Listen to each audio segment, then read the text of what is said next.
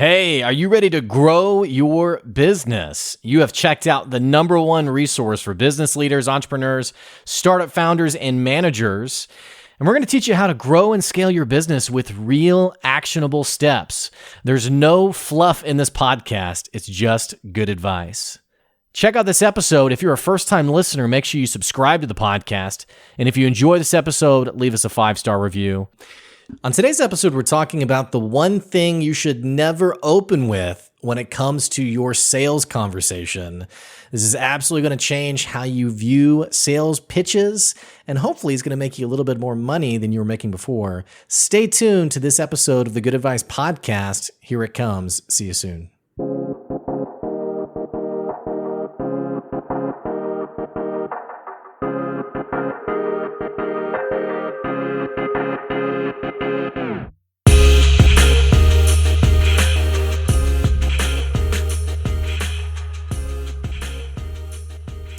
All right. Hey, welcome back to another episode of the Good Advice Podcast. I appreciate you tuning in today. I wish you well.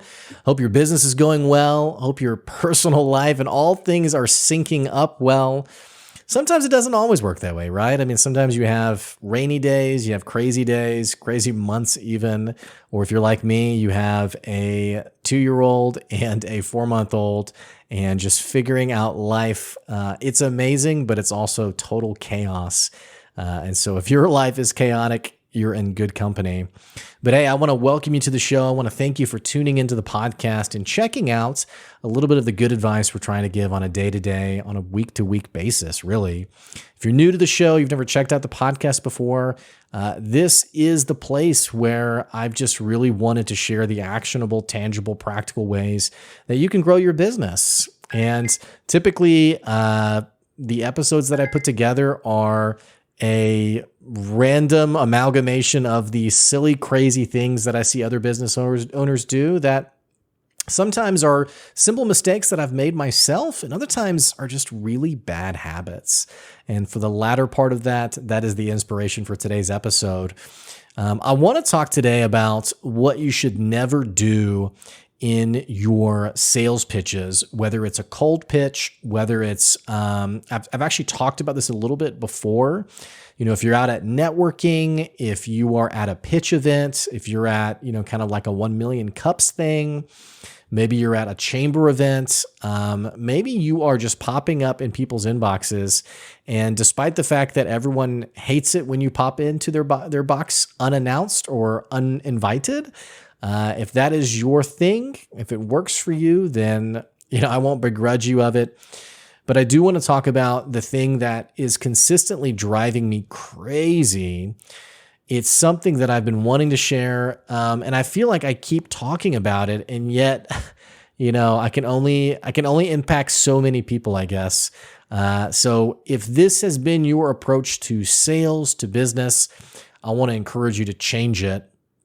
And so today's episode, we're talking about the one thing you should never, ever open up with in your sales conversation. Now, if you're on my newsletter, I send out a weekly newsletter. You can sign up on our website, goodadvicecoaching.com.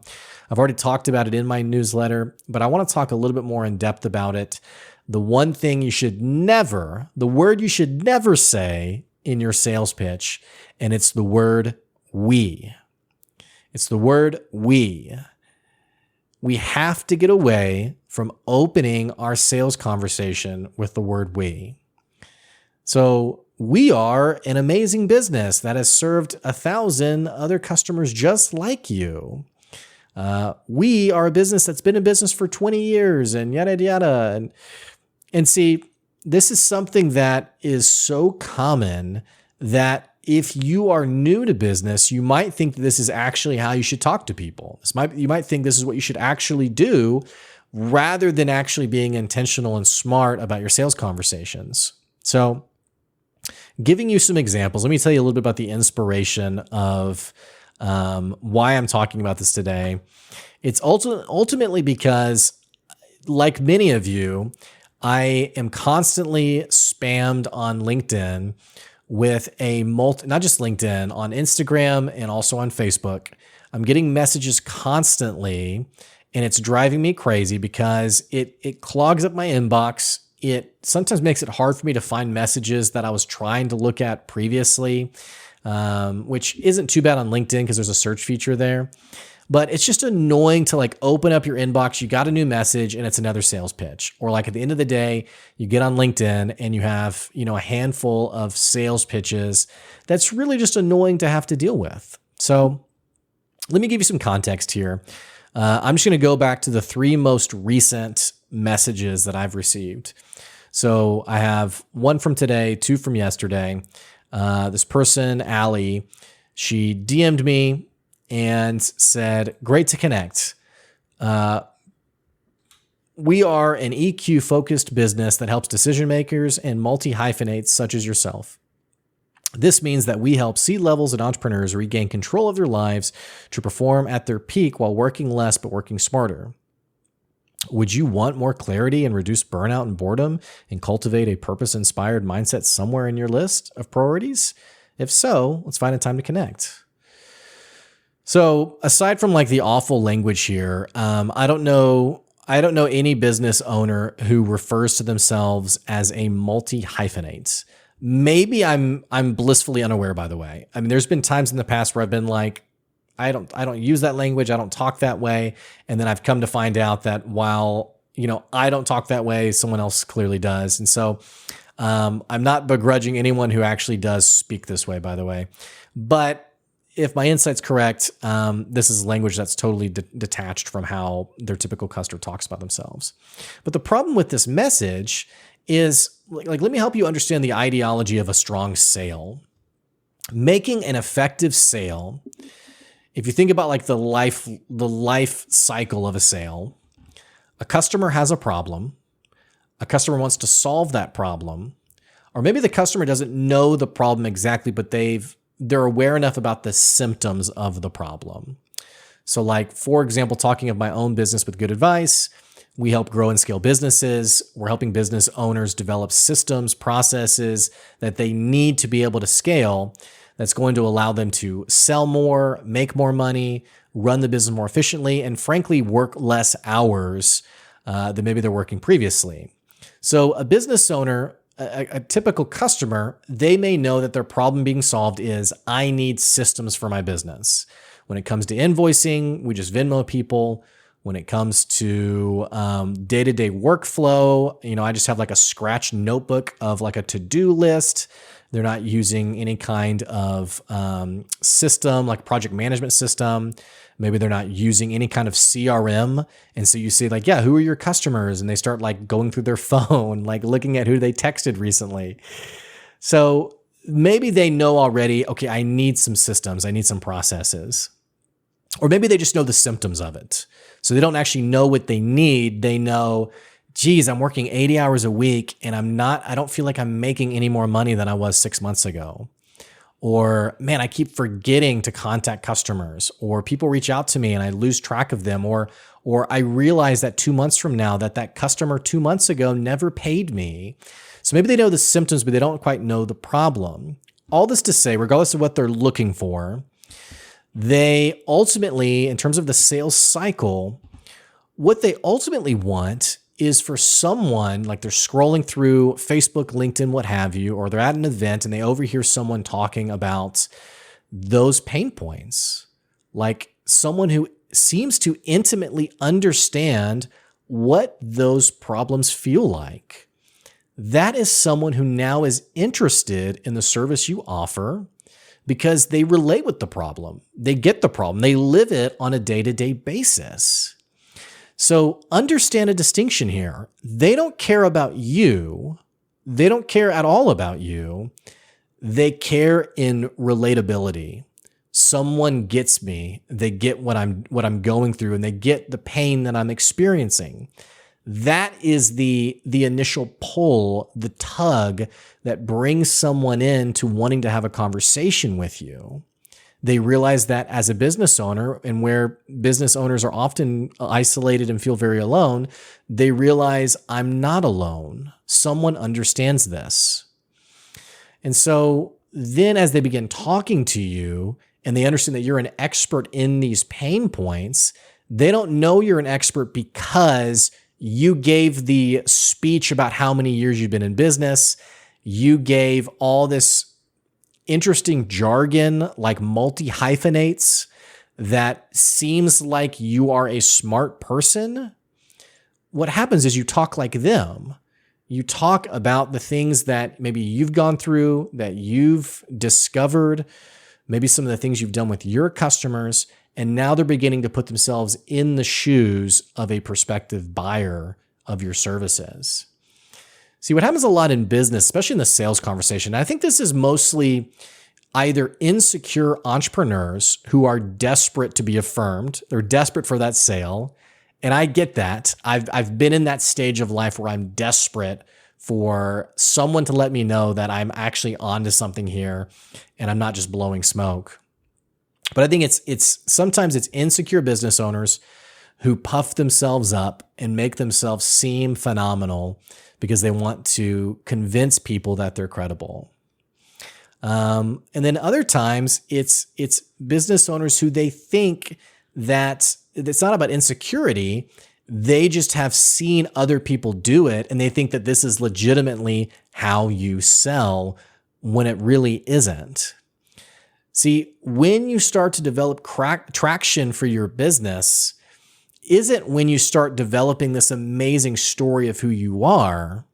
You will develop traction for your business when 90% of your time and energy is spent on your customers and what they're experiencing rather than yourself.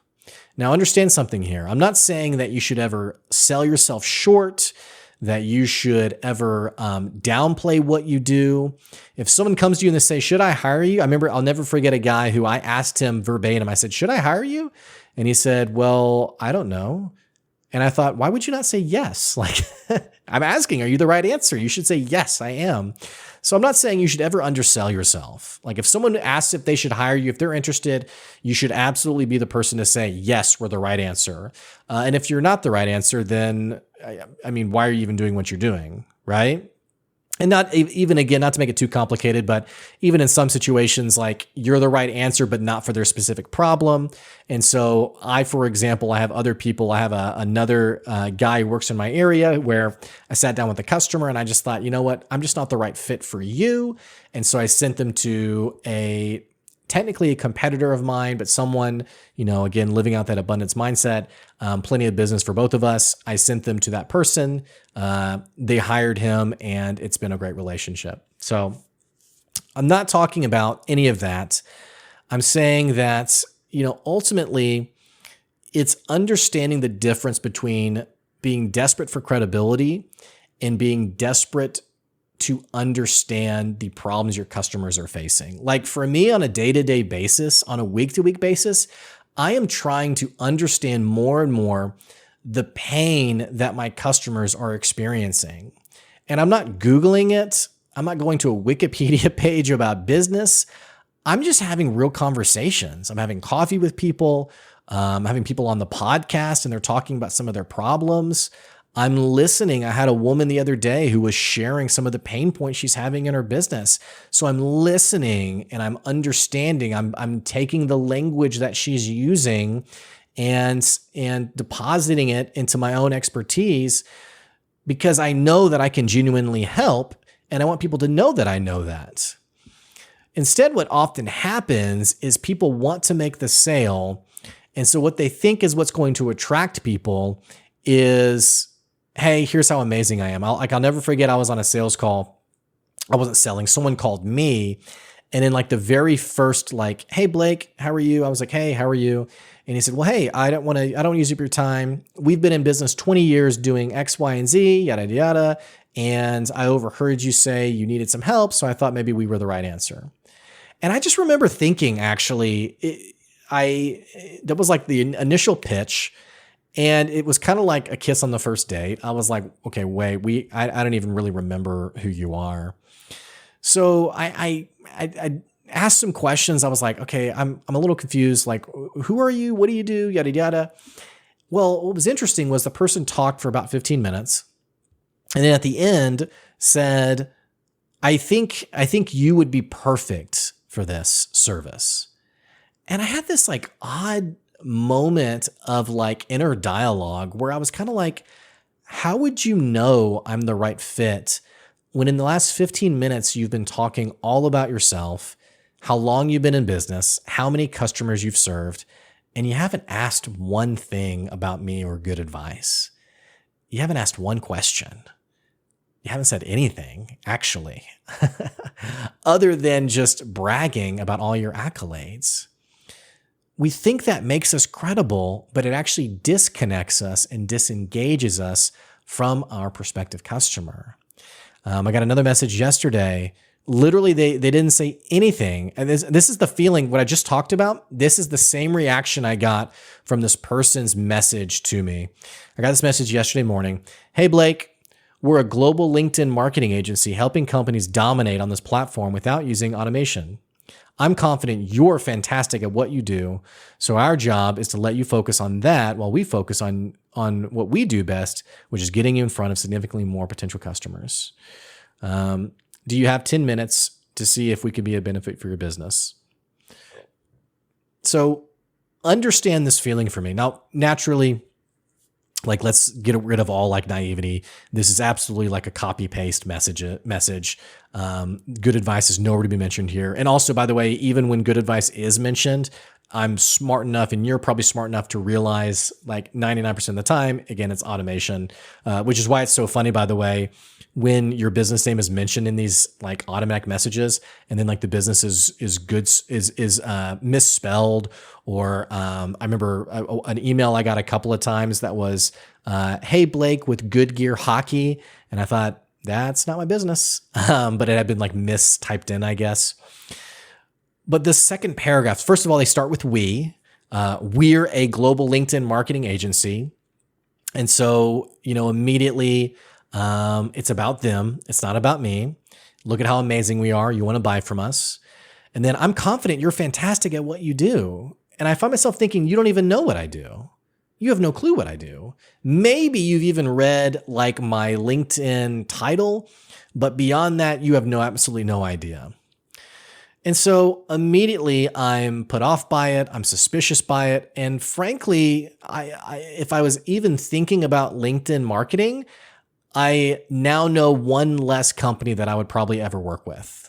And this could be a great business, by the way, but because their sales process is so impersonal and frankly is so focused on them instead of me, there's no way I'm going to work with them. I got another message yesterday. And they actually sent a couple of messages bumping up the message, which please don't DM someone like 4 times in one day.